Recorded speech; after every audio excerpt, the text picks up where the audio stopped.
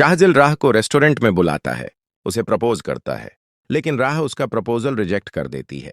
दूसरी तरफ अरमान बतूल को लेकर राह के घर पहुंचता है, तो बतूल राह से कहती है तुम जरियों से शादी ना करो, लेकिन राह उसे बता देती है ये सब कुछ मैं जादू से बदला लेने के लिए कर रही हूं।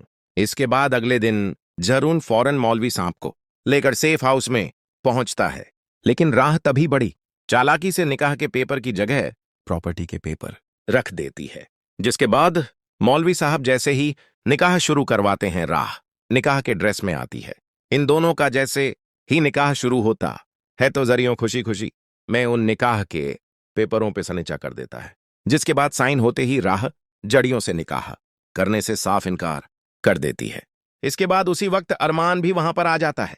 जिसके बाद तभी बतूल आगे बढ़ती है और जय के मुंह पर एक जोरदार चमड़ मार देती है। जिसके बाद अरमान पुलिस को बुलाकर जरून को फौरन ऑन द स्पॉट अरेस्ट करवा लेता है। तभी बतूल जरियन से कहती है फौरन से पहले मुझे तलाक दो। जिसके बाद जरियन भी डर के मारे बतूल को तलाक दे देता है। इसके बाद पुलिस जरून को पकड़कर फौरन जेल ले जाती है। इसके बाद तभी अदील राह के पास आते हैं और उससे कहते हैं बेटी तुमने बहुत अच्छा किया। उसके बाद अरमान को यह खबर मिलती है कि वसीम हमेशा के लिए इस्लामाबाद जा रहा है। जिसके बाद अरमान फौरन अपनी पावर का इस्तेमाल करते हुए उसकी फ्लाइट को कैंसिल करवा देता है। जिसके बाद वो अपने साथ राह को लेकर एयरपोर्ट पहुंचता है और पुलिस वालों से कहकर तभी वसीम को अरेस्ट करवा लेता है। जिसके बाद पुलिस जानू और वसीम को पकड़कर कोर्ट में लेके जाते हैं। जब कोर्ट सारे सबूत इनके खिलाफ देखती है, इसके बाद वो इन दोनों को फ्रॉड करने के जुर्म में 10 साल की सख्त सजा सुना देती है। जिसके बाद तभी राहू और अरमान जरियों से सारा पैसा और प्रॉपर्टी के पेपर लेकर जिसके बाद वो यह सब अदील के बैंक अकाउंट में दिलवा देते हैं। दूसरी तरफ राह घर पे आती है तो अदील उन्हें बुलाते हैं और वो राह से कहते हैं राह बेटी अरमान तुमसे सच्ची मोहब्बत करता है। लेकिन राह अरमान से कहती है अरमान तुम मुझे उस इंसान का बताओ जिसने मुझे किडनैप करवाया। अगर तुमने उसका नहीं बताया तो मैं कभी भी तुमसे शादी नहीं करूंगी। इसके बाद अरमान फौरन मजबूर होकर आसिया की वो रिकॉर्डिंग चला देता है जिसमें वो अपना जुर्म कबूल कर रही होती है। उसी ने राह को किडनैप करवाया था। यह सुनते ही अदील फौरन गुस्से में आ जाते हैं। वो आसिया को तलाक देने लगते हैं, लेकिन तभी राह उनके सामने आकर उन्हें रोक लेती है और कहती है नहीं मामू ऐसा नहीं करें, मैंने मोमानी को माफ कर दिया। यह सुनने के बाद आसिया को भी अपनी गलतियों का एहसास हो जाता है।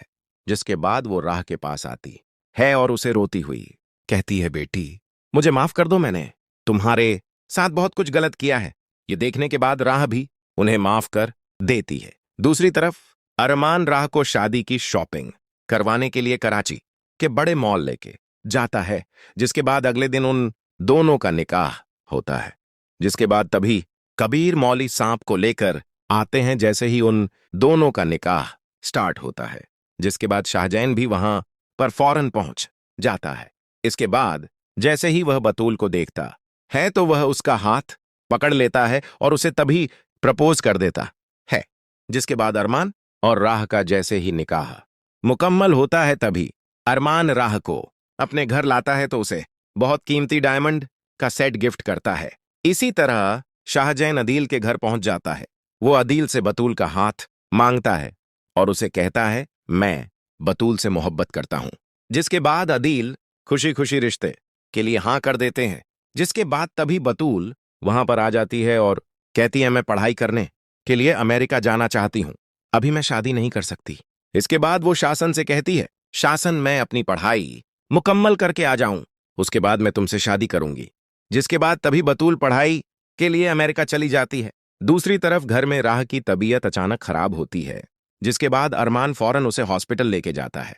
जिसके बाद डॉक्टर जब राह को चेक करते हैं तो वो बाहर आकर बताते हैं अरमान साहब मुबारक है, मां बनने वाली है।